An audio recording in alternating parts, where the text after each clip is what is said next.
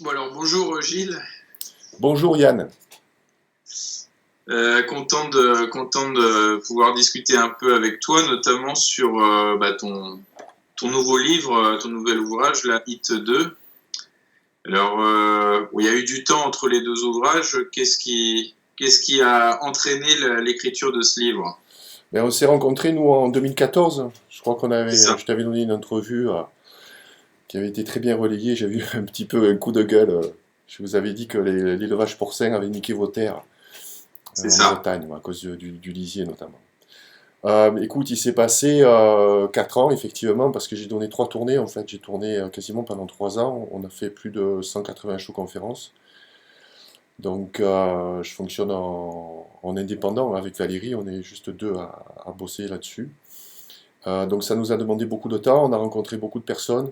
Il se trouve qu'on a continué en fait à enquêter et on a récupéré beaucoup d'infos qu'on a mûri, qu'on a analysé voilà, pour faire part je dirais de nos réflexions, pour informer aussi les lecteurs de Hit, puisque le tome 2 n'est pas...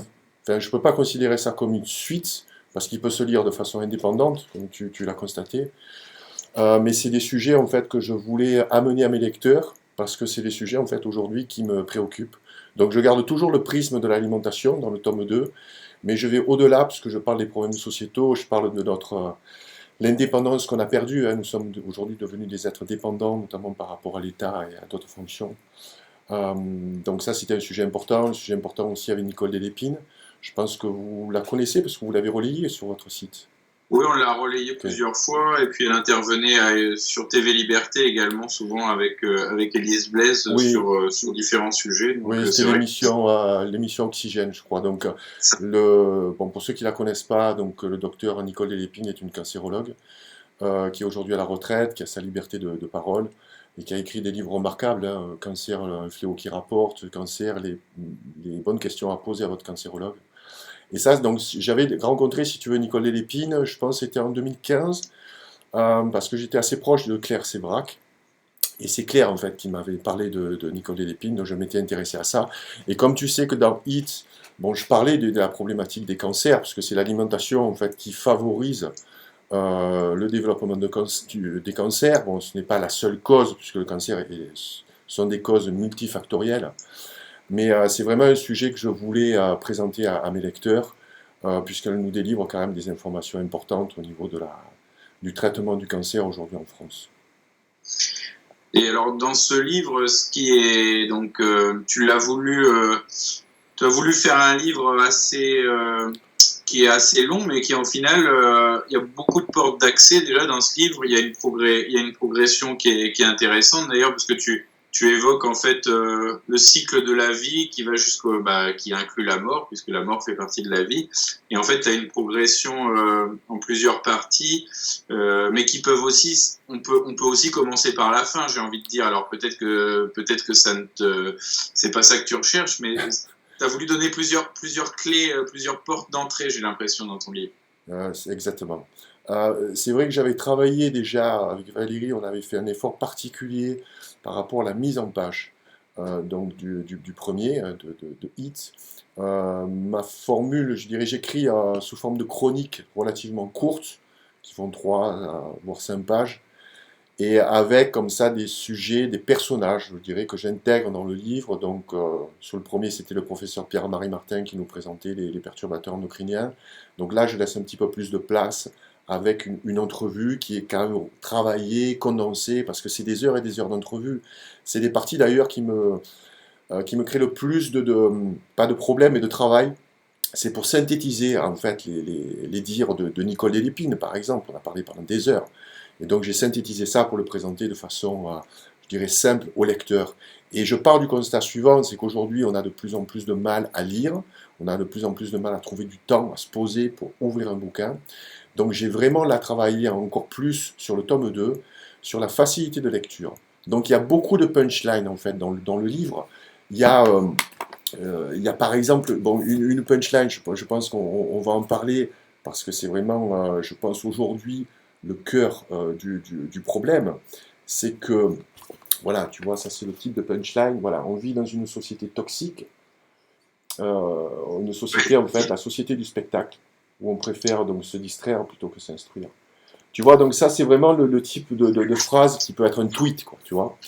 Et ça c'est important pour moi de donner cette facilité, je dirais, de lecture à ceux qui prennent le temps, je dirais, de plonger dans un livre, parce que c'est pas facile, un livre de 350 pages, tu vois, ça peut Surtout à notre paraître. époque où les gens lisent de moins en moins. Oui, C'est mais il ce que faut je te prendre. disais un petit peu Ouais. lors de notre conversation la semaine dernière, c'est que, parce que dans ton ouvrage, ce qui se perçoit, c'est que tu as voulu faire un ouvrage plutôt, et d'ailleurs à raison, puisque le but est de toucher un large public, plutôt pour des non-initiés que plutôt que pour des gens qui sont déjà, on va dire, calés sur tel ou tel sujet. Tu as voulu peut-être permettre je sais pas, je peux appeler ça des profanes, est-ce qu'on peut appeler ça, Oui, en fait, de découvrir différentes facettes, quoi. ouais, tu sais, il y a plein de termes, hein. Je parle de personnes éveillées ou de personnes conscientisées. C'est un peu présomptueux quand même ces termes-là, tu vois. Ça fait appel aussi au spirituel. Moi, je suis aujourd'hui, je pense avec le réel. Je suis vraiment très terre à terre. Mais comme tu le dis, on n'a pas forcément tous les mêmes informations. On n'a pas tous le même degré aujourd'hui je dirais, d'informations sur la société telle qu'elle est réellement. Et j'ai un lectorat aujourd'hui qui est très large. J'étais assez surpris de ça, tu vois, je le vois dans les show-conférences, je dirais, mon plus jeune lecteur doit avoir 16 ans, et puis la plus ancienne doit avoir 80 ans. Alors c'est vrai qu'il y a un cœur, je dirais, de lectorat qui est entre 25 et 40 ans, et ces personnes-là sont soit intéressées par la porte d'entrée de l'alimentation, ou alors du sport, tu vois, ou alors de la santé. Il y a la musique aussi qui fait vraiment partie intégrante de mon travail. Donc tu vois, j'ai différents publics et je voulais amener des messages simples pour donner envie aux personnes de creuser. Donc je leur donne quand même du blé à moudre, hein. Il y a des informations concrètes dans le livre, mais c'est aussi un livre je dirais, dont l'objectif est d'amener les gens à creuser les sujets, à aller chercher eux-mêmes l'information. C'est Noam Chomsky, que je cite dans un hit, qui dit on n'a jamais eu autant d'informations disponibles aujourd'hui et on sait si peu de choses. Tu vois, et ça c'est vraiment un constat qui m'attriste, hein. Je vois autour de moi, les gens en fait sont pas curieux. Il y a une espèce de forme je dirais, d'insouciance, ou alors quand tu leur délivres certains messages, ou tu leur expliques en fait ce que tu sais par rapport à l'alimentation, ou par rapport à ce qui nous dirige, les lobbies, etc. Là, il y a une attitude un peu c'est le fatalisme, tu vois. Ah oui, mais qu'est-ce qu'on peut faire? Qu'est-ce qu'on peut y faire? Voilà, ça Ouais, mais c'est. toi-même dans ton introduction qui s'appelle Le jour où le temps s'est arrêté, tu montres bien que c'est lié, ta prise de conscience, elle n'est pas venue, on va dire, tu t'es pas levé forcément un beau matin avec sans cause pour essayer de te remettre en question toi-même et d'essayer de te lancer vers la conquête de ce que j'appelais l'omniscience. C'est-à-dire, il y a quand même des causes qui font que toi, tu as décidé de devenir un découvreur, un explorateur. Ouais, c'est toi qui m'a appris ce qu'était le mot omniscience, hein. Ça me semblait un peu fouillis, mais c'est en fait s'intéresser à tout. Alors, c'est vrai quand tu vois, quand tu découvres l'envers du décor, bon, moi ma porte d'entrée ça a été les élevages industriels et après l'alimentation. C'est une porte en fait que tu en trouves, il y a la lumière derrière et lorsque tu ouvres la porte, après ça t'aveugle parce que tu découvres notre monde en fait. Tu changes de paradigme, tu vois le monde et la société différemment. Et cet éveil peut faire mal parce que tu te retrouves dans une incompréhension par rapport à ton entourage. Voilà, ça c'est assez compliqué. Et moi, c'est vrai que je le raconte dans le livre, hein. J'ai connu une forte dépression suite à un accident de vie où j'ai tout perdu, quasiment du jour au lendemain. Il a fallu que je me reconstruise. Et j'ai appelé ça la petite mort, parce qu'il y a la mort, je dirais la physique, où le palpitant arrête donc de battre. Mais il y a aussi une petite mort. Et la petite mort, ça peut être aussi les dépressions. Donc tu es vraiment au fond d'un trou. Moi, j'étais dans un trou noir. Et là, tu as deux choix. Donc soit, je dirais, tu mets fin à ta vie et tu meurs physiquement, ou alors tu fais tout pour, je dirais, rebondir, mais rebondir différemment aussi. Cette petite mort a la possibilité de te faire renaître, de quelqu'un de différent. Voilà, parce que tu as appris des erreurs de ton passé. Donc c'est vrai, moi j'ai connu ce choc violent, c'était en 2007, donc il y a un peu plus de 10 ans. Et je rencontre aujourd'hui des gens, par contre, qui sont sur un chemin de progression, qui sont sur un chemin, en fait, ils veulent changer de vie. Et là, je fais quelques entrevues, notamment sur Skype avec des lecteurs, que je vais sûrement publier. Et je pense à un jeune de 25 ans, quoi, qui a carrément changé de vie, parce que son métier, en fait, ne correspondait pas aux valeurs qui étaient les siennes. Il a fait un pèlerinage sur le chemin de Saint-Jean de Saint-Jacques de Compostelle. Et puis il est revenu quelqu'un de différent. Il fait un métier aujourd'hui où il est maraîcher bio, tu vois, il y a un métier qui correspond à ses valeurs. Des gens qui partent des villes, qui vont dans les campagnes. Donc il y a deux formes d'éveil. Soit c'est l'éveil où tu te prends une gifle, la vie te met une gifle, donc que ce soit un événement personnel, au niveau de la santé aussi, une maladie grave, au niveau professionnel, peu importe. Donc une grosse gifle, ou alors c'est des personnes qui commencent à prendre conscience du monde dans lequel ils vivent et ils veulent changer aujourd'hui leurs conditions. Ils veulent reprendre un petit peu, je dirais, d'autonomie sur leur propre vie, ne pas être comme ça hyper dépendant, notamment de l'État. Ce qui est intéressant dans ton livre aussi, alors bon, c'est vrai que toi tu commences à as un large public qui grossit avec ta chaîne YouTube, ça prend de l'importance, tes tournées ont eu du succès, donc on pourrait se dire tiens c'est en train de devenir une forme de gourou, on va dire le gourou Lartigot, mais en fait non, ce qui est intéressant dans ton livre, c'est que et un des messages, en tout cas que moi j'ai perçu, c'est que tu dis aux gens ne vous méfiez-vous des gourous et ne vous laissez pas influencer, ne devenez pas monomaniaque, ne rentrez pas dans un dans un chemin, cherchez vous-même votre chemin. Et alors tu évoques la nutrition, tu évoques les maladies, les différents traitements face aux maladies, tu évoques le survivalisme. C'est plein de petites niches où où il y a des personnages qui occupent ces niches et d'ailleurs qui sont un peu des leaders dans telle ou telle thématique. Et toi en fait tu te dis oui, suivez-les, oui, écoutez-les, mais ne soyez pas aveugles et prenez ce qui est bon et en gros, faites-vous votre propre opinion. J'ai bon? Oui, oui, bien sûr que tu as bon. Je sais que tu as lu le livre de façon attentive, donc bien sûr que tu as bon. Ce que je voulais, le message que je voulais faire passer, notamment à travers la chronique, les nouveaux gourous. Donc, en fait, on constate aujourd'hui qu'il y a des gens qui sont autoproclamés sur le web, et qui récoltent énormément d'audience, qui embarquent des gens aujourd'hui avec eux. Donc on peut penser que les nouveaux gourous, ils sont essentiellement sur des réseaux comme Internet, hein, des réseaux dissidents.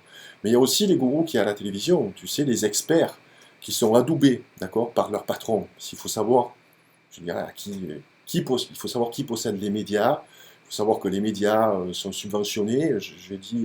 J'ai pris l'exemple de Libération qui avait attaqué Vol Ouest, donc justement sur un article sur le survivalisme. Libération est un journal que possède Patrick Drahi, donc BFM TV, RMC, et c'est un journal qui reçoit 6,5 millions de subventions de l'État tous les ans. Donc c'est l'argent du contribuable aussi. Hein. On finance ce type de presse. Donc il n'y a pas d'indépendance. Je précise que c'est pas notre cas à Braise Info. Ben, oui, je te connais, alors c'est vrai peut-être les auditeurs, bon, ceux qui te découvrent, tu es un média qui fait partie voilà, des médias indépendants, des médias qui... j'aime pas aussi le terme réinformation. En fait, vous vous donnez une information qui est hors de la pensée dominante. Et c'est ça qui est intéressant. Donc dans les nouveaux gourous, en fait, je rejette personne. Moi, j'écoute aussi des experts qui passent à la télé. Hein. Bon, j'ai un peu de mal avec Michel Simès, mais parce que ce qui est important, c'est d'aller puiser comme ça sur de multiples sources d'informations. Tu sais, moi, c'était ridicule de me considérer comme un gourou. Un gourou, en fait, impose une direction, impose un choix, impose un avis, une méthode, tu vois, un type de mode alimentaire, voilà. Moi, non, moi, je suis un auteur, tu vois, je publie des bouquins. Alors, c'est vrai que je dénonce certaines choses.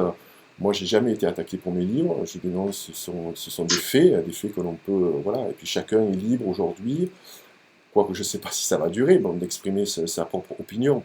Tu vois, donc j'ai jamais aujourd'hui, je dirais, guidé les gens vers un choix alimentaire. Donc certains ont été marqués par la condition animale, donc il y en a beaucoup qui ont arrêté la viande, qui sont devenus végétariens, voire des végans. Voilà, après chacun choisit, tu vois. Mais ce que je regrette profondément, et je pense que c'est le système qui nous impose ça, c'est qu'il n'y a pas je dirais, de solidarité entre ces gens, en fait, qui pensent différemment, tu vois. Qui t'a Euh, essayé de les lier justement dans mais ton livre. alors oui, tu vois, mélanger Vol Ouest avec Nicolas Lépine, tu vois, Nicolas Lépine m'a dit oui pour le livre sans savoir qui allait être à l'intérieur, tu vois, donc c'est une preuve de confiance aussi. Hein. Voilà, voilà, lier Vol Ouest, tu vois, avec des médecins, le docteur Jérôme Bernard Pelé, Nicolas Lépine, etc. Bon. Donc voilà, il y a un lien, je dirais, entre toutes ces personnes-là. Par contre, aujourd'hui, il y a énormément de distensions, sans doute peut-être dû à des problèmes d'ego aussi, ou des problèmes de positionnement idéologique. Et ça, je trouve ça dommage. Et dans l'alimentation, c'est un peu la même chose. Si tu veux, j'ai l'impression qu'il y a des gens qui prêchent pour leur paroisse, quoi, tu vois. Tu as les végans, enfin les végétaliens, tu as les crudivores, ça a été une grosse tendance aussi, le crudivorisme. Lorsque je suis arrivé du Québec en 2014, voilà, j'avais rencontré Thierry Casasnovas et je vois aujourd'hui l'ampleur qu'il prend. Voilà, je ne stigmatise pas Thierry Casasnovas, moi je m'informe auprès de lui. Par contre, je trie l'information. Je fais si tu veux, mes choix, mes propres choix. Voilà, aujourd'hui, je ne veux pas qu'on me mette dans une case. Je suis ni végan, ni végétarien, ni quoi que ce soit. Voilà, je Et mange après, pas de viande par conviction. Voilà, mais au niveau nutritionnel, c'est aberrant de dire, par exemple, la viande crée le cancer. La viande donne le cancer. Tu vois, on prend en fait, on simplifie trop l'information. L'information elle est complexe et on ne fait pas la part des choses. Donc dans les chroniques Nouveau Gourou, voilà, je mets en garde les personnes qui croient absolument ce que dit une seule personne, peu importe si elle a autorité dans la matière ou pas, quoi. est-ce que c'est pas, comment dire, est-ce que c'est pas une forme de recherche d'une nouvelle religiosité chez les gens qui vont se tourner justement, et c'est là le danger, c'est qu'ils vont se tourner vers quelqu'un et ils vont boire ses paroles sans même réfléchir ou sans esprit critique. Alors, Oui, si tu additionnes à ça le manque, la défaillance de l'éducation nationale ou du oui, système éducatif français, tu te retrouves avec des gens qui sont plus capables de dissocier et de réfléchir par eux-mêmes. C'est oui, quand même inquiétant. oui, c'est inquiétant. Mais à la limite, je dirais, c'est pas notre problème, ni à toi ni à moi. Ça le devient dès lors, si tu veux, qu'on est dans un système démocratique. Voilà, ça me pose un grand problème. Le général de Gaulle disait que les médias étaient le cinquième pouvoir. Il disait ça dans les années 50. Je dirais aujourd'hui, il dirait que les médias sont le premier des pouvoirs.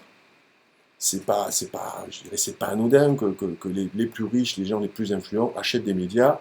Et souvent des À médias, perte en notamment la plus. presse papier, des médias qui sont déficitaires. Donc c'est pas pour faire de l'argent, tu vois, c'est pour avoir un outil d'influence. Donc aujourd'hui, moi le problème que j'ai, je pense que tu as le même, c'est que la grande majorité des gens regardent encore les médias mainstream, s'informent uniquement par les médias mainstream, font pas le tri, ne sont pas en capacité de réfléchir parce qu'ils n'ont aucune, je dirais, conscience politique. On ne nous apprend pas la politique, tu vois, à l'école. Ou alors on nous apprend la politique de politiciens, la droite et la gauche. Mais c'est autre chose. La géopolitique, c'est autre chose. Tu vois, donc tout ça, c'est un travail de réinformation.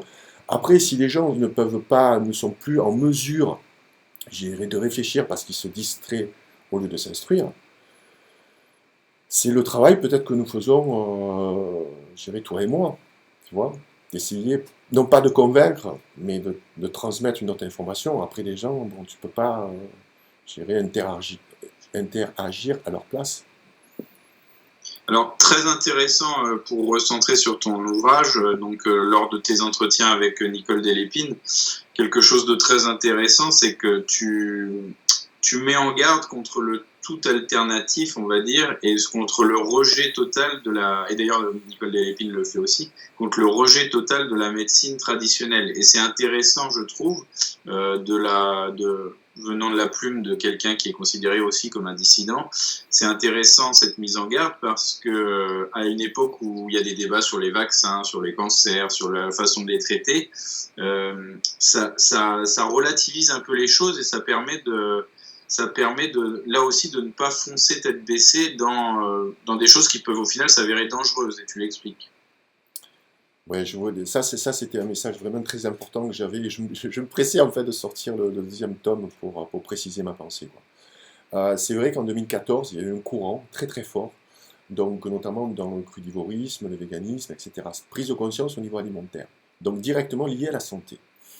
Et là, dans la plupart des discours, c'est-à-dire on rejetait en bloc tout ce qui était médecine, notamment au niveau de la chimiothérapie, du traitement des cancers. Bon. Et là, il ne faut pas se leurrer, parce que aujourd'hui, tu peux prendre la décision pour toi-même. Si tu n'as pas envie de passer par un système médical traditionnel de la chimio, et là, l'information de Nicolas Lépine est très importante, parce qu'avant, il y avait des chimios avec des protocoles qui ont été éprouvés, où il y avait des guérisons. Bon, faut pas faut pas se mettre le doigt dans l'œil, quoi, quand même, tu vois. Et ce rejet total, en fait, de la chimiothérapie, tu peux prendre cette décision quand tu es seul. Je dirais, quand c'est ta mère, ta femme, ton enfant, tu vas pas dire, bon, on va pas voir de cancérologue, déjà tu sais même pas si tu as un cancer, faut aller voir un médecin, quoi, pour voir les symptômes, tu vois. Et après, bon, c'est une décision qui est très très dure à prendre. J'en ai parlé avec nombreuses personnes qui étaient dans un courant très, si tu veux, euh, je dirais sain au niveau de leur alimentation, même de leur médecine. C'était souvent des naturopathes aussi, tu vois, et qui sont allés voir des cancérologues, qui sont passés par la case chimio. Voilà. Donc, je ne dirais pas qu'il y a de la bonne chimio, de la mauvaise chimio. Il y a de la chimio avec des protocoles qui ont été éprouvés depuis les années 80. Par contre, depuis les années 2000, et notamment 2004, les cancérologues n'ont plus la possibilité de choisir le traitement pour leurs patients. Ça, c'est un truc de ouf, quoi. C'est l'Institut national du cancer qui impose les traitements à tout le monde. Et il y a une grande partie des traitements, en fait, ce sont des tests, en fait, ce sont des nouvelles molécules, parce que les anciennes molécules, en fait, il n'y a plus de patente, donc ça rapporte plus d'argent au labo. Donc il y a tout un business autour du cancer, et ça Nicole Lépine le dit très bien dans ses bouquins et dans le mien. Il y a eu donc tout un rejet en fait de cette médecine, je dirais dite traditionnelle, la médecine classique, hein, bon, à base de molécules chimiques, etc., notamment la chimio. Et je voulais vraiment remettre le curseur un petit peu à zéro et dire qu'il ne faut pas jeter le bébé avec l'eau du bain. Donc moi, je suis vivant, j'ai 51 ans, et j'ai été sauvé par la médecine. C'était en 66, j'avais 15 jours, j'ai été opéré de la sténose du pylore. Donc, faut pas déconner, quoi. Il y a de la bonne médecine. Puis aussi, il y a des cancérologues qui sont ouverts, hein, comme Nicole Delépine, et c'est pas la seule. Bon, elle peut parler parce que bon, c'est vrai qu'elle a été mise à la retraite un petit peu de façon violente. Il y en a d'autres qui exercent et qui veulent pas parler parce qu'il y a toujours l'épée de Damoclès avec cet ordre des médecins, en fait, qui censurent. Oui, parce qu'on ne peut pas nier quand même qu'il y Oui, a, que ce soit au niveau du ministère de la Santé, qui est quand même dirigé par une dame qui n'est oui, pas médecin d'ailleurs, oui, et au même titre que je vois chez les nouveaux médecins, on va dire, qui sortent des études, il y a un formatage et il y a un oui, refus de questionner la science. Et oui, ça, c'est inquiétant aussi, parce que oui, du coup, la population se retrouve face à des gens qui sont fermés d'esprit aussi. C'est comme ça et c'est pas autrement. oui, oui, oui. C'est pour ça qu'il faut soutenir, je dirais, les personnes comme Nicole Delépine, comme le professeur Pierre-Marie Martin aussi, 75 ans. Voilà, c'est la dernière génération, en fait, qui est vraiment consciente des problèmes du système de santé. C'est eux qui ont vu évoluer le système de santé vers un système de plus en plus privatisé. D'ailleurs, c'est ce qui pend au nez de la SNCF, hein. On privatise aujourd'hui un maximum de choses. En fait, on a créé, enfin, nos gouvernants ont créé de la santé, ils en ont fait un marché. Voilà, avec aujourd'hui ben, le capitalisme, le mondialisme et cet attrait, je dirais, d'argent et de capital. Donc il faut soutenir les médecins qui font, je dirais, le maximum pour parler autant que faire se peut, parce que bon, ils sont quand même censurés. Alors, il y a de la médecine alternative, c'est vrai, il y a la naturopathie. Voilà, Valérie est herboriste, on se soigne la plupart du temps de façon naturelle, hein. C'est vrai qu'on est, on est rarement malade aussi. Là aussi, tu vois, tu manges bien, c'est pour ça que l'alimentation, c'est vraiment le ciment d'une vie en santé. Voilà, tu manges bien, tu es moins enclin à tomber malade. Donc à aller voir le médecin. Mais là aussi, tu vois, les personnes, une grande partie des personnes ne réfléchissent pas. On va voir le médecin, on a un petit bobo, on a un petit rhume que tu pourrais soigner de façon naturelle, hein. Donc il va te Mhm. prescrire du Doliprane ou tu vas aller à la pharmacie acheter des médocs. La plupart sont remboursés, tu as la carte de la sécurité sociale, tu réfléchis pas à des soins parce que tout ça est remboursé. Ça va Est-ce qu'on peut devenir, pas dire d'ailleurs que l'alimentation, c'est une forme de médecine préventive, justement? mais bien sûr que c'est la prévention primaire. Mais ça, Nicolas Lépine, le docteur Jérôme Bernard Pelé le disent dans mon livre. On n'en fait pas de prévention primaire, on fait la prévention secondaire en France. Pourquoi? Parce que ça rapporte de l'argent. faire de la prévention, je dirais de la mammographie, avec toutes les controverses autour de la mammographie, on écrase quand même un sein, hein. Et donc, les dépistages aussi du cancer de la prostate, tu te rends compte, tout ce qui est dépistage, ça rapporte du pognon. Ok. Euh, un dépistage sur quatre, notamment le cancer du sein et le cancer de la prostate, 25% de ces cancers-là sont des surdépistages.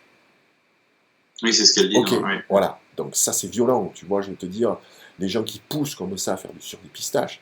Bon, on voit le dossier de la vaccination, c'est un truc quand même qui est hallucinant. Qu'on soit pro ou anti, je dirais, il faut quand même faire la part des choses.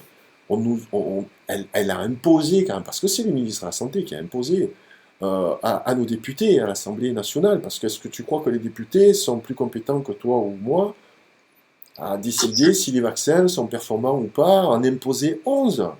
On est le seul pays européen à l'imposer, quoi. Pourquoi? C'est violent, tu vois, donc forcément ils vont croire leur ministre de la Santé. Et c'est Donc, ce qui braque aussi les gens, et c'est ce qui fait que bah, du coup les anti-vaccins primaires, j'ai envie de dire, plongent là-dedans aussi. Et enfin, oui, c'est ce ben, qui... ouais, là aussi, tu vois, tu as des anti-vaccins primaires, mais bon, il faut fouiller, quoi, tu vois. Et puis, c'est pas un quart d'heure, comme il y a une chronique aussi qui s'appelle 15 minutes pour apprendre. Non, tu connais pas un dossier en 15 minutes. Si tu veux vraiment t'atteler au dossier du vaccin, moi, je suis loin d'être un spécialiste parce que je n'ai pas le temps, malheureusement, de m'informer plus que ça. Donc, je prends les sources d'infos de Nicole Lépine qui m'envoie régulièrement. Des fois, je le lis, des fois, je ne le lis pas parce que, tu vois, c'est un dossier qui demande, je pense, plusieurs mois, voilà, de recherche pour faire la part des choses. Donc mets-toi à la place des gens qui sont complètement perdus, quoi. On est Mais c'est complètement perdus. surtout que la plupart des gens ne sont pas ni des scientifiques ni des médecins, donc c'est vrai qu'ils peuvent... c'est difficile de débattre quand t'as pas toutes les armes, en fait, ni les cartes en main. C'est très difficile au final. Oui, oui, c'est très compliqué. Donc, malheureusement, je ne peux pas donner de solution. Tu vois, je propose à mes lecteurs d'essayer de prendre du temps. Donc déjà de se déconnecter du poste de télévision, parce que ça remplit quasiment 3h30 de temps par jour chez un Français moyen. Donc ça, c'est directement du temps que tu peux prendre pour toi, pour voilà, écouter plutôt des conférences, prendre du temps pour lire, et t'intéresser à des choses qui te nourrissent, qui te font évoluer. Parce qu'on est quand même là sur Terre pour ça, tu vois, pour s'élever. On n'est pas là juste pour se distraire, tu vois, jouer à la PlayStation, se bouffer des films américains. Bon, je le fais. Bon, je joue pas. Des fois, je suis au cinéma. Tu vois, je suis pas la génération de jeux vidéo, moi, je suis la génération de musique, tu vois. Donc, je pratique un instrument, je m'éclate. Mais je vais Ouais, il y a des quelquefois voir un jeux ciné. vidéo. Il y a des très bons jeux vidéo aussi. Oui, enfin, Mais moi, c'est un sujet un peu polémique, tu vois, parce que le jeu vidéo, moi, j'ai quand même j'ai un peu creusé le sujet, c'est quand même assez dramatique. Après, il y a l'addiction, tu vois, l'addiction aux réseaux oui, oui, sociaux bien sûr. aussi, les addictions aux réseaux sociaux, c'est abominable. J'ai l'impression que la génération d'aujourd'hui, enfin, la génération je dirais des 10-15 ans, il faut qu'ils se rebranchent à leur cerveau, ils n'ont plus de cerveau. En fait, leur cerveau, c'est le téléphone mobile. Ils l'ont collé dans la main, comme ça, tu vois, ils collent, et puis moi, il est toujours en mode avion, mon téléphone, et puis voilà, je l'allume de temps en temps. Voilà, je suis sur les réseaux sociaux, malheureusement. Alors, je les critique, en même temps, j'y suis. Tu vois, pour quand même éviter en télé, j'y vais aussi, parce que bon, je refuse aucune invitation. Mais c'est des médias que je dénonce.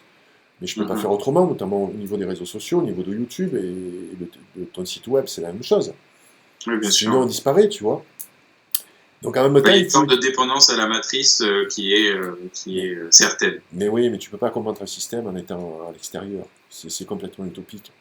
Euh, voilà, moi j'aime bien les utopistes, mais voilà, faut quand même vivre dans le réel. Tu sais, la plupart de mes lecteurs vivent en ville. D'ailleurs, 8 personnes sur 10 aujourd'hui vivent en ville. Dans les années 50, c'était le contraire. 8 sur 10 vivaient en D'ailleurs, campagne.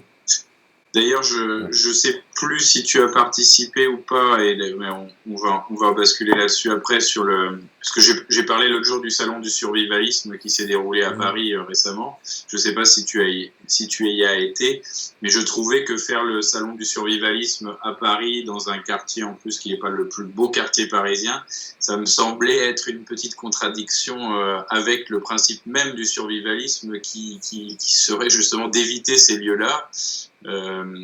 Après, je comprends bien entendu pourquoi ça a été organisé là-bas, mais notamment en termes de population et de foule. Mais c'est vrai que c'était une petite contradiction. Ouais. Non, non, écoute, j'avais été contacté pour faire une conférence là-bas. Moi, je n'ai pas la légitimité, comme à Vol Ouest, par exemple, ou Piero San Giorgio, de m'exprimer sur le survivalisme. Moi, je construis ma BAD, hein.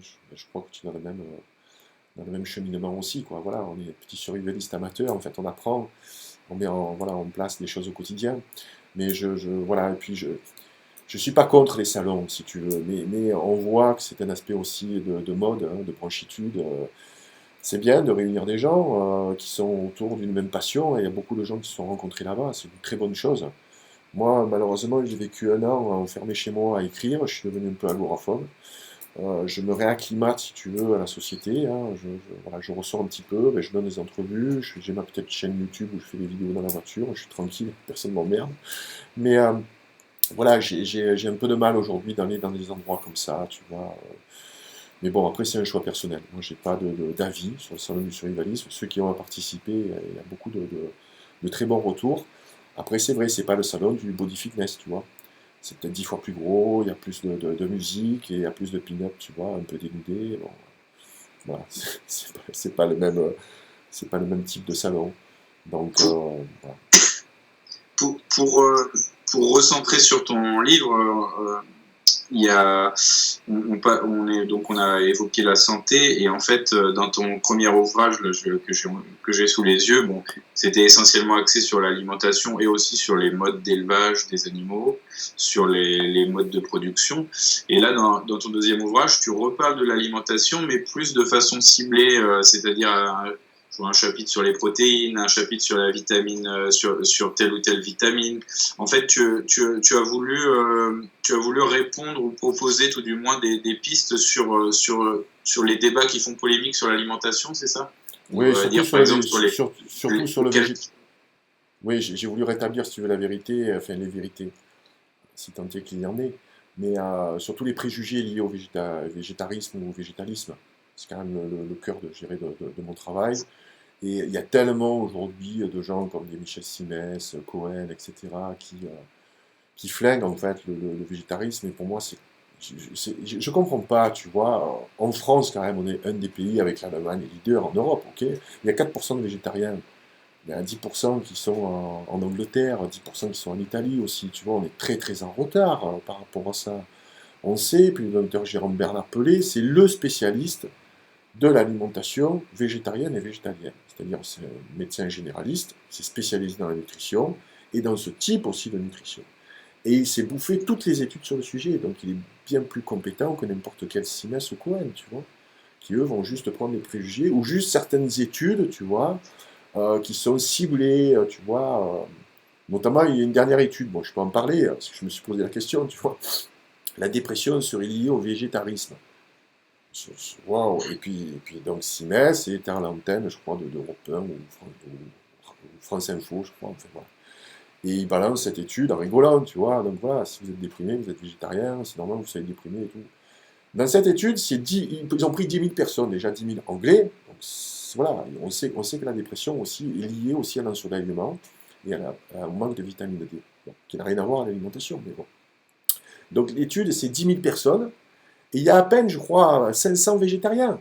Donc tu vois l'écart, quoi. Donc peut-être dans cette population, ben voilà, un manque de peau, il y avait des gens qui étaient un peu dépressifs, tu vois. Mais on tire des conclusions hâtives. Et j'ai voulu, donc avec le docteur Jérôme Bernard Pelé, lui poser la question, si on est végétalien ou végétarien, est-ce qu'on manque de fer? Est-ce qu'on manque de calcium? C'est quoi le problème avec la B12? C'est quoi le problème avec le soja? Voilà, et j'apporte les réponses sur ces 4 points principaux.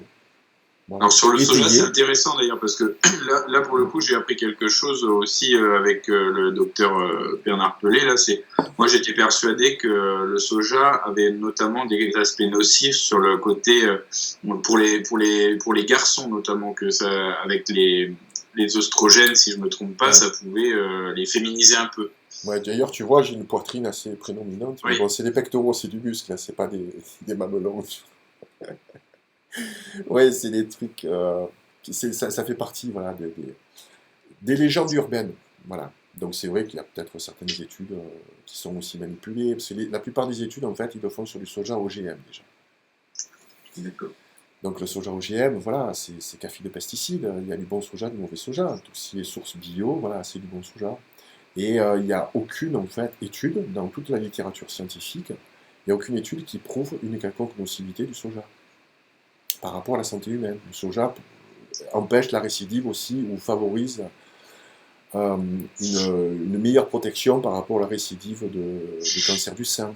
Mais ça, c'est étayé avec des études, et puis le mec, il fait que ça, donc je vérifie, il n'a pas de conflit d'intérêt avec, tu vois, les marques de soja, puis si tu rencontres Jérôme Bernard Pelé, tu sais pourquoi je fais les entrevues, moi, je rencontre les gens, parce qu'en leur serrant la main, je perçois, en fait, s'ils m'embrouillent ou pas, quoi, tu vois. Oui, bien sûr. Donc voilà, Non, mais après, ils en peuvent plus, avoir une certaine... Pardon? ce qui est intéressant dans ce que tu écris, c'est que là, encore une fois, et là, j'en reviens à nos propos du départ, ton but n'est pas de convertir les gens au véganisme ou Non, non, non. au végétarisme, c'est simplement de leur dire, de dire à toute la population qu'il y a de briser des malentendus et aussi de leur dire qu'est-ce que ça apporte éventuellement, comment on peut apporter une bonne alimentation, y compris sans manger de viande. Mais tu dis pas aux gens ne mangez pas de viande, en fait. Et c'est ça qui est intéressant parce que on en revient au principe des gourous et des sectes. C'est qu'on voit aussi que chez certaines associations de défense animale, ils ont basculé dans l'extrême de dire, de vouloir quasiment imposer aux gens de ne pas manger de viande ou de vouloir de vouloir tout remettre en question, certains modèles, et là, ça heurte les gens, on est d'accord. C'est un choix personnel. Pourquoi tu veux imposer ton choix à l'autre? Tu serais bien prétentieux, tu vois. Donc, transmets des informations. Moi, mon job, il a toujours été clair, en fait. Mon positionnement a toujours été clair. C'est consommer moins de viande. Après, ne pas en consommer du tout, c'est un choix éthique. Voilà. Consommez-en moins, de la viande de qualité, des petits éleveurs, il y en a encore en France, c'est des animaux qui vivent à l'extérieur, ils participent aussi au labour, et puis ils participent à l'entretien de nos paysages, etc. Il faut pas se voiler la face. Bon, après, qu'on soit militant pour la cause animale, je peux bien le comprendre, mais c'est combien de pourcentage de la population, tu vois. Moi, je m'adresse aussi au grand nombre. Et si aux personnes, en fait, à mes lecteurs, je leur dis mangez moins de viande, ils vont me dire tu manges quoi à la place? Donc moi, je suis un spécialiste d'alimentation végétale, je vais leur dire ce que je mange au niveau du végétal, tu vois. C'est les encourager. Donc quand tu diminues ta consommation de viande et de produits carnés, surtout de plats préparés, quoi, tu vois. Il faut des équivalents, il faut proposer des alternatives. Voilà, sans forcément plonger dans. Tu vois, là aussi, quoi, on revient aux extrêmes, quoi, tu vois. J'avais fait une émission avec, je crois, c'est Enthoven, philosophe sur Arte, où on m'avait proposé de rencontrer un autre philosophe qui était un carniste, tu vois. Mais bon, on s'est mis d'accord de suite. Le mec cautionne pas l'élevage industriel.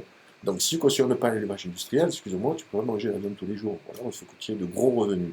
Et puis, c'est mauvais pour la santé. Puis, on n'a jamais mangé autant de viande. Il y a plein d'arguments, tu vois, qui favorisent une diminution radicale de la viande. Et là, tu pourras avoir un poids phénoménal.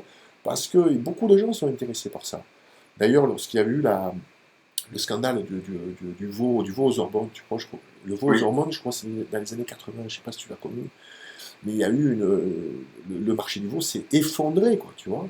Là, aujourd'hui, la viande sont mal, hein, parce qu'on mange de moins en moins de viande rouge en France, hein.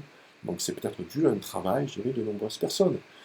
Donc voilà, je n'encourage pas à aller dans un mode alimentaire, si tu veux, strict. Voilà, qui est ça, là, ça reste l'apanage des gourous, là, par contre, tu vois, de dire, voilà, Et par ça contre, c'est la c'est quand même bien vérité. que les gens sachent comment est tuée la viande, ce que tu expliques bien, et d'autres Ouais, d'ailleurs. Je pense au livre Faut-il manger les animaux de Safran Foer, là, ouais, qui est exceptionnel. bien sûr. Euh, Mais Tu l'expliques, tu dis, bon bah voilà, au même titre que quand on va donner un morceau de viande à son enfant, il faut quand même qu'il comprenne que cette viande-là, bah, c'est un animal qui a lui-même été tué, donc ouais, c'est important. C'est pas une viande en barquette, quoi. ouais, mais je pense que il y a des problèmes, si tu veux, au niveau de l'éducation, quoi. Tu vois, on fait beaucoup de dissonance cognitive, quoi. Les parents ne disent pas que c'est un animal mort, tu vois. Déjà, tu montres à un enfant, ne serait-ce qu'un reportage L214, tu le traumatises à vie, tu vois. Moi, je peux les Mhm. bien. Les enfants aiment les animaux. Mais j'avais fait quand même un gros travail avec HIT, notamment aussi au niveau des conférences, des entrevues. Et en fait, j'ai trouvé que ce message-là, moi, le message que je portais par rapport aux animaux et à la viande, avait un petit peu occulté le reste de mon travail, tu vois, au niveau de la nourriture industrielle, du danger, de notre dépendance, etc. Donc c'est quelque chose que j'ai voulu rétablir avec I2. Et I2, je me suis attaché, notamment avec la partie dans les abattoirs, parce que je suis allé interviewer un journaliste qui s'appelle Geoffroy Leviché, qui a écrit un livre qui s'appelle Steak Machine. Le gars, c'est un journaliste d'investigation. Il a travaillé 4 mois dans les abattoirs en tant qu'ouvrier sur la chaîne. Et ce qui est intéressant dans son travail, c'est la question que je m'étais posée, mais je ne peux plus aujourd'hui rentrer dans les abattoirs, pour plein de raisons. Mais euh, il s'est intéressé aux hommes qui travaillent là-bas et aux femmes. Bon, il y a peu de femmes, mais beaucoup plus d'hommes. Des gens qui sont à la tuerie, des gens qui sont en découpe des viandes, qui travaillent là-bas. Et il tire le constat suivant, il n'y a pas de maltraitance animale sans maltraitance humaine. C'est ça. C'est lié. Tu vois, les hommes qui travaillent dans les abattoirs, je pense qu'on en avait parlé dans l'entrevue qu'on avait fait en Oui, 2014. Hein. Je t'avais dit, oui. les politiciens, en fait, qui prennent des décisions, ils sont allés travailler dans les abattoirs. Tu ne travailles pas par choix dans un abattoir. D'accord? Et c'est traumatisant. Voilà. Son livre est remarquable. Le gars, il est vraiment. Il a fait un Oui, travail très courageux. c'est un des passages Non. marquants de Hit 2, c'est Oui, cette interview-là, effectivement, parce que tu te rends compte aussi que les personnes qui bossent, bah, elles sont sous la gouverne d'un patron qui, lui, d'un côté, il veut qu'il y ait de la rentabilité, du rendement, et du coup, ils sont prêts à faire, il les oblige quasiment à faire n'importe quoi. bah, ils appliquent une cadence. Tu vois, ça c'est le lien aussi dans tout le livre. La cadence, on n'a plus le temps, il faut produire vite. Tu vois, parce qu'au plus tu produis vite, au moins tu vends cher et tu maintiens une marge intéressante. Tu vois, donc c'est la productivité. Ça, c'est la grosse problématique de notre époque aujourd'hui. Hein. C'est productivité et croissance. Et à un moment donné, il faut ralentir. Tu vois, dans un monde où tout s'accélère, moi je conseille de ralentir. Mets le pied sur le frein. Quoi. Sinon, tu t'embarques dans un truc et tu te perds.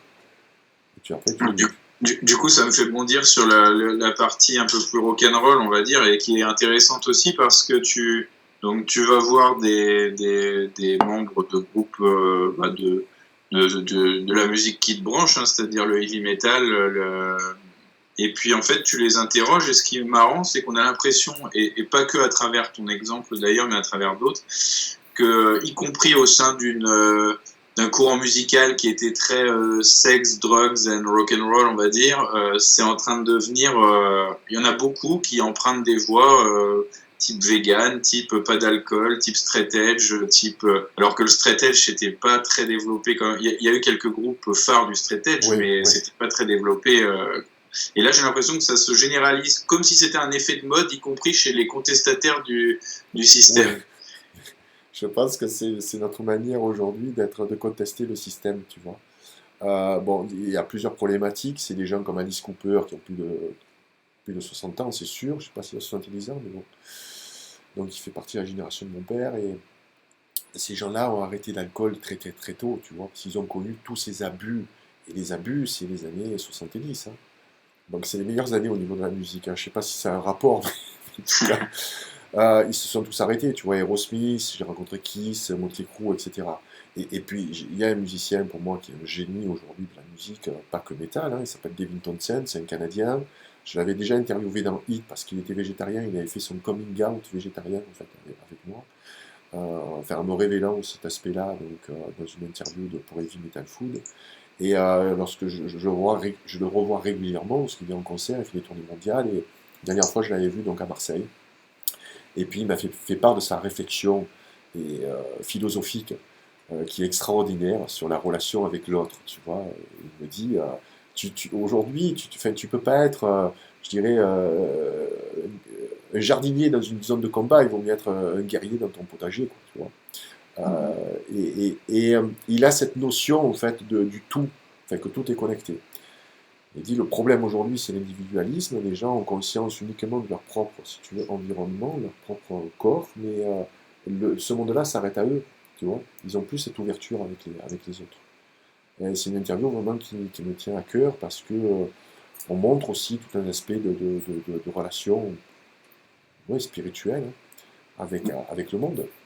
Et ça, c'est un message de paix, d'amour, et c'est un message aussi d'ouverture, voilà, de rester ouvert, de pas forcément rester dans, comme tu dis, dans un schéma de pensée. Par exemple, la politique, bon, j'en parle pas trop, enfin, j'en parle pas dans mon travail, mais c'est quelque chose qui m'intéresse beaucoup. Tu vois, les gens qui pensent de droite, par exemple, ben, ce serait bien qu'ils lisent les journaux de gauche. Et les gens de Ouais. gauche lisent les journaux de droite. Faut voir, tu vois, parce que tout se mélange aujourd'hui, tu vois, des discours de Mélenchon, des discours du FN, des choses qui se regroupent, tu vois, avec des points de friction et des points complètement antagonistes aussi. Je dirais pas qu'il y a du bon dans tout, parce qu'il y a des idéologies qui sont fortes, voilà. Mais c'est important quand même de se former au niveau de la politique, quoi. Et surtout de ne pas se formater, j'en parlais dans un article, c'est intéressant ce que tu dis, il suffit, tu crées un personnage Facebook imaginaire et qui est, on va dire, dans une autre tendance que celle que tu es, et tu te rendras compte réellement, le matin quand tu te connectes sur tes doubles, on va dire tes doubles ou tes triples réseaux sociaux, tu te rends compte que les gens qui sont dans un moule, ils ne voient pas la vie de la même chose, ils ne voient pas passer la journée de la même façon, ils n'analysent pas pareil, et du coup, ça crée c'est ça qui crée des dissensions énormes au sein d'une même population, puisque en fait, avec les réseaux sociaux, avec le fait de lire que tel média et pas d'autres médias, chacun se crée sa bulle et les gens sont dans des bulles. Ils Parce vivent que, à côté dans des bulles. ouais, ouais, c'est ce que je dis vraiment dans ce que j'écris dans le livre, hein. Même ton média, toi, tu as un prisme. Moi, j'ai un prisme aussi. Mm-hmm. Obligatoirement, il fait partie de nous. Tu vois, tu ne vas pas mettre en valeur des choses que tu détestes ou que tu sais que c'est le mal. Tu vois, donc forcément, on a notre propre analyse. Et j'encourage les gens, je dirais, à s'informer, comme ça, par les sources différentes, prendre le temps de digérer cette information, de l'analyser, et ensuite de produire leur propre pensée. Et dès que tu parles, tu vois, de problèmes sociaux, regarde, en ce moment, c'est la SNCF. Tu demandes aux personnes autour de toi, ils vont te dire, ouais, c'est parce que les cheminots, ils ont trop de privilèges, etc. Bon, tout le monde en râle, ok, mais on ne connaît pas le fond du problème. Le fond du problème, c'est que le réseau va être privatisé, il va être ouvert à la concurrence extérieure. Bon, c'est un problème qui est grave, tu vois, la SNCF, ça fait partie du patrimoine quand même de la France. Ce sont nos anciens qui l'ont payé, hein, les rails, les gares, etc. Donc ça, c'est un problème. Tu ne peux pas en prendre connaissance si tu regardes que les médias mainstream, c'est que du micro-trottoir, tu vois. Donc quand je parle de ça à quelqu'un qui s'informe que par les réseaux mainstream, j'ai en face de moi un petit perroquet. En fait, il me répète ce qu'il a entendu à la télé. Moi, ça ne Mm-hmm. m'intéresse pas. Mais sur Internet, c'est pareil. Quelqu'un va me répéter ce qu'il a vu. J'ai vu un documentaire, ça a duré 15 minutes. Oui, mais c'est qui l'a produit? Il parle d'où, ce gars-là? C'est-à-dire, quel est son parcours? Quel est son positionnement idéologique? Tu vois? C'est compliqué, tu peux pas prendre une décision sur un sujet aussi complexe en t'informant en 15 minutes, quoi. C'est évident. Voilà. Alors, pour achever ton ouvrage, et enfin, ça en occupe quand même une bonne partie, tu es allé en immersion chez Volwest aux États-Unis. Donc, tu es rentré dans le domaine du survivalisme. Et tu racontes ton expérience et tu lui fais raconter tu lui fais surtout raconter la sienne d'ailleurs. Euh, qu'est-ce que tu as à dire là-dessus? Parce que c'est intéressant. Il y a divers points qui sont vraiment intéressants. On voit souvent le survivalisme comme une base retranchée à la campagne, dans une forêt. Bon, c'est un peu le cas de Vol-Ouest d'ailleurs, mais le survivalisme, en fait, c'est simplement peut-être avoir des réflexes que les gens ont perdus aujourd'hui, c'est-à-dire être prévoyant, tout simplement. Ouais. C'est récupérer en fait l'autonomie que l'on a perdue, c'est améliorer sa vie au quotidien. Le Vaulois ne vit pas au fond d'une forêt, il vit dans une ville du Montana de 40 000 habitants, tu vois. Il a des Ouais, voisins et tout, hein. C'est quelqu'un de normal, tu vois. Ce qu'on ne sait pas, c'est qu'il est très grand, il mesure plus de 1,90 m et plus de 100 kilos. Donc, et c'est quelqu'un en fait qui est pour moi, qui représente pour moi le survivalisme que j'aime, parce qu'il ne parle pas du tout de politique, donc il n'est pas du tout positionné là-dessus. Euh, et il parle de ce qu'on peut faire au quotidien pour améliorer notre vie. Donc moi, le survivalisme, je l'ai connu très tôt, hein, c'était en 2012 ou 2013, j'étais en cours d'écriture de HIT, et en fait, j'avais découvert donc, les ouvrages de Piero San Giorgio, donc j'étais ouais, entré en contact avec lui, j'avais échangé aussi avec lui. Ensuite, enfin, il a coécrit avec Volweb en fait sur les personnes qui vivent en ville et qui souhaitent se préparer. Donc récupérer un petit peu d'autonomie quand tu vis en ville, c'est pas la même chose que quand tu vis à la campagne. Tu peux pas faire ton potager par exemple ou avoir tes poules, tu vois. Au moins de les avoir peut-être sur le balcon, c'est pas facile. Et donc j'ai connu Vol West en fait par Pierrot. Et ensuite c'est quelqu'un qui produit énormément de vidéos, qui est très didactique, et des vidéos en fait qui sont utiles. pour plein de choses, en fait, pour la réserve alimentaire, pour comment traiter son eau, pour avoir un petit peu des ressources énergétiques. Ben, quand il y a un blackout, qu'on n'a plus d'électricité, avoir des petites lampes qui s'allument, donc lorsqu'il y a un défaut d'électricité. On a parlé aussi de sujets tabous, comme la défense personnelle, tu vois.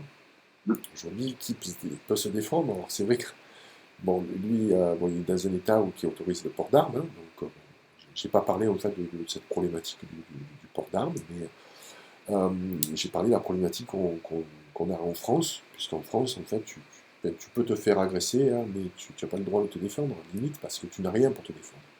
Tu ne peux même pas avoir sur toi, tu sais, des petites bombes au poivre. Donc, à la limite, tu te balades avec ça, tu sais, c'est un petit truc de Tabasco. Donc ça, c'est intéressant, parce que tu t'en mets dans les mains, tu vois, puis s'il y a un problème, voilà, tu roses un Dans petit peu les le yeux, ça fait visage. mal. Oui. Ah ouais, ouais, ça fait mal. Donc ça, à la limite, donc tu dis, tu manges épicé, tu peux avoir du Tabasco sur toi, tu vois. Mais bon, tu peux pas avoir de couteau, de ce genre de choses.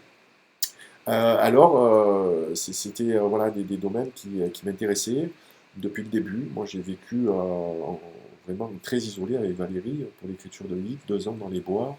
Donc là, on se chauffait avec un poêle à bois, on avait réserve alimentaire parce qu'il y avait des pannes de courant l'hiver, on ne pouvait pas sortir de la maison. Donc on était dans cet esprit-là, qui est en fait l'esprit de nos grands-parents. Tu vois, ceux qui ont connu la guerre. Là, j'habite le cabanon de mon grand-père, il y a encore la cave, hein, je me souviens très bien de cette cave. Il y avait voilà, du pinard, il y avait tu vois, il y avait du riz, des patates, il y avait des choses voilà, qui permettaient de se nourrir en cas de pénurie. Et ça, aujourd'hui, on n'a plus rien. Et je mets en avant vraiment, tu vois, notre dépendance, qui est... c'est devenu en fait la normalité. La dépendance est devenue la normalité. Tu vois, la dépendance étatique. Donc l'État te fournit quoi? Le courant, l'éducation, la santé, l'eau courante. Bon, on va pas parler de la problématique du chlore et des résidus médicamenteux dans l'eau courante. Bon, comment décontaminer son eau, etc. Je l'explique dans le livre. Donc on est devenu dépendant Avec de le ces Berquet, services-là. d'ailleurs, tu l'expliques avec le Berquet, qui Oui, est un outil qui a l'air, c'est quasiment magique. c'est vraiment rustique, hein. C'est avec des filtres à charbon, donc ça filtre vraiment même des perturbateurs endocriniens. Et là, tu peux utiliser l'eau courante. Et C'est puis comme un tu veux. filtre, ça dure 10 000 litres ou 11 000 litres, j'ai vu Ouais, les aussi. 2 filtres durent 6 ans, tu vois, tu peux le partir avec toi si tu as, si besoin de bouger.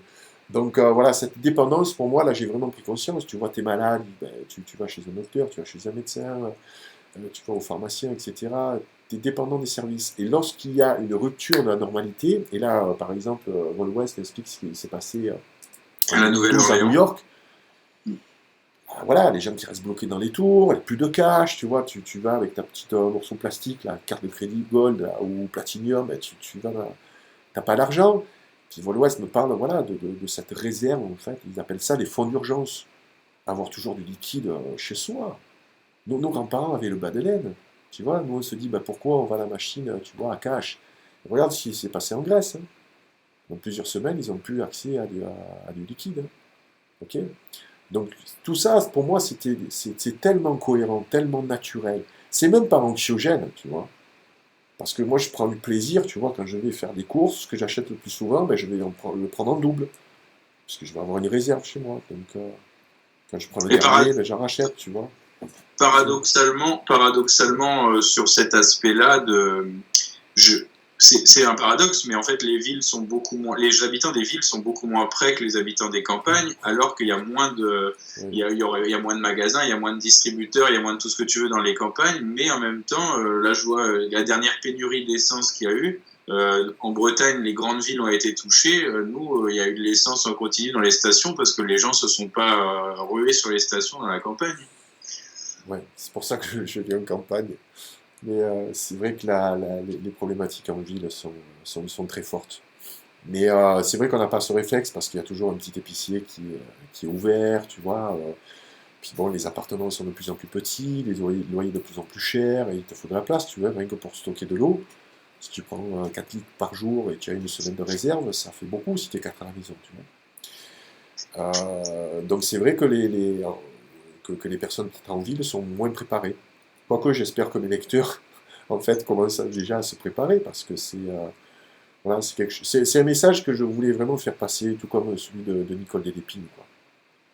Je pense qu'on va vers des temps de plus en plus durs. Il ne faut pas se voiler la face, on ne vit pas dans le pays des bisounours, hein. voilà, les situations vont devenir de plus en plus tendues, complexes, et pour ça, ben, il vaut mieux être prévoyant. Voilà. Sans avoir ce côté anxiogène. Tu vas prendre plaisir justement à se préparer, à prendre de bonnes habitudes. Voilà. C'est la dernière phrase de ton livre, enfin la phrase d'autre couverture. D'ailleurs, quand on est perdu, il faut revenir aux fondamentaux. Je pense que ça résume un peu tout ce deuxième tome d'ailleurs, et même le premier, parce que là, enfin, les deux sont liés quand même, tes deux Oui, tomes. Je sais pas si tu oui. prévois une suite, un troisième. Écoute, je suis pas un auteur très prolixe, hein, parce que déjà j'écris mes livres tout seul, moi, avec Valérie qui m'aide par rapport aux enquêtes, par rapport à toutes les réflexions, la mise en page, etc. Tu sais qu'on fait vraiment tout le livre, on a fait à deux, hein, que ce soit des photos, que ce soit les reportages à l'intérieur, la mise en page. Donc je mets du temps. Donc le troisième n'est pas du tout en route. Par contre, j'écris tout le temps et je prends plein d'informations à droite à gauche. Donc je produis, si tu veux, jusqu'au moment où je m'arrête et je vais après sortir un autre livre. Mais pour l'instant, je me consacre vraiment sur ce tome 2 parce que je sais qu'il est assez complexe de par la multitude je dirais, d'univers et d'horizons que je présente. Et il faut du temps en fait aussi pour l'appréhender parce qu'on peut creuser aussi tout plein de sujets. Donc je m'attelle à ça aujourd'hui.